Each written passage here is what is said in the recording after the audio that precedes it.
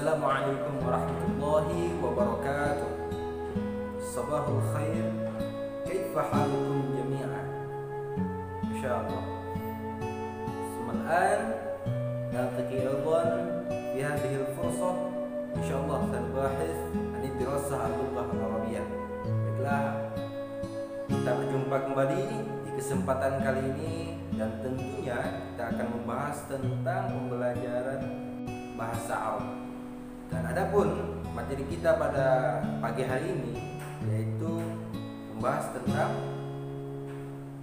kepada anak-anak Ustaz, perhatikan baik-baik, simak dan pahami pembahasan atau materi yang saya sampaikan pada pagi hari ini.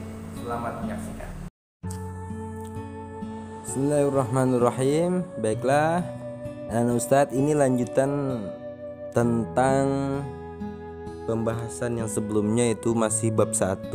Kemarin kita sudah bahas tentang muzakkar muannas. Kemudian setelah itu juga kita sudah bahas isim domir yang mufrad, baik itu domirnya domir munfasil yang terpisah atau juga domir muttasil yang nyambung, yang berada di akhir makna kepemilikan.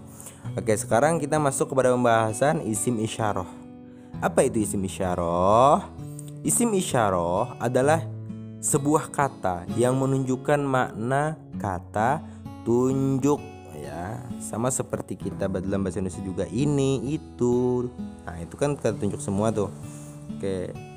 Isim isyarah yang mufrad itu adalah hadza, hadhihi, dzalika, tilka. Hadza ini, ya, tapi untuk jenis laki-laki, ya. Untuk jenis kata yang laki-laki atau muzakkar, ya. Kemudian hadhihi, ini, tapi untuk jenis kata yang muannas atau perempuan. Zalika, itu, tapi untuk laki-laki yang jenis muzakkar atau laki-laki. Kemudian tilka, untuk maknanya itu, tapi jenis perempuan atau jenis muannas, ya. Contoh, hadza kitabun, ya. Hadza artinya ini, tapi untuk jenis laki-laki. Kitabun, ya, artinya buku. Kenapa kitabun itu? Kenapa di sini memakai hadza? Karena kata-kata yang ditunjuknya itu adalah kitabun, sedangkan kitabun itu adalah jenisnya muzakkar atau jenisnya laki-laki. Loh, kan dia nggak punya kelamin, Ustaz. Dia nggak ada jenis kelaminnya. Kan Ustaz sudah bahas di pembahasan muzakkar muannas sebelumnya. Kalau untuk manusia kita lihat jenis kelaminnya, tapi kalau untuk selain manusia seperti kitabun ini, lihat di akhirnya ada kata taknya enggak.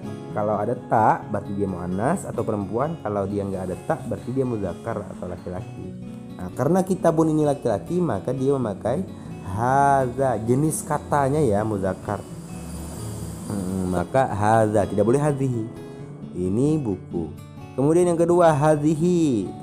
Contohnya hadhihi kurrasatun. Kenapa harus pakai hadhihi tidak hadza? Karena di situ kurrasatun. Kurrasatun itu jenisnya muannas, ya. Maka harus hadhihi, tidak boleh hadza.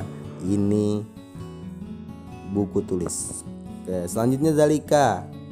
Zalika itu maknanya adalah itu, ya. Kita buat contoh, itu masjid. Maka bahasa Arabnya adalah, ayo, tilka masjidun atau zalika masjidun.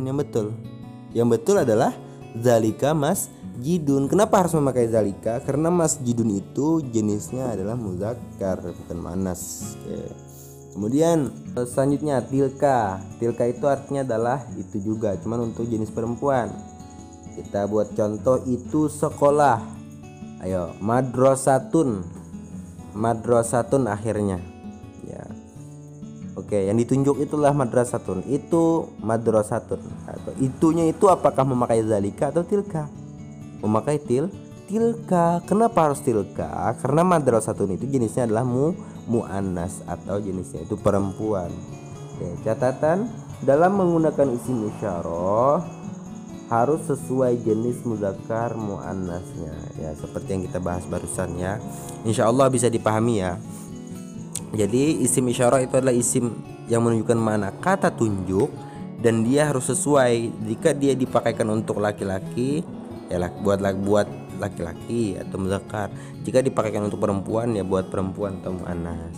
Nah, sekian kesimpulan dari 3 materi bab ini, yaitu ada 3 materi tentang muzakkar muannas. Kemudian selanjutnya ada tentang dhamir. Dhamir itu juga ada dhamir muttasil, ada munfasil. Kemudian selanjutnya ada isim isyarah. Inilah isim isyarah ya. Sekian kepada anak Ustadz, mohon dipelajari kembali, dipahami dengan betul. Saya akhiri, wabillahi taufiq wal hidayah. Assalamualaikum warahmatullahi wabarakatuh.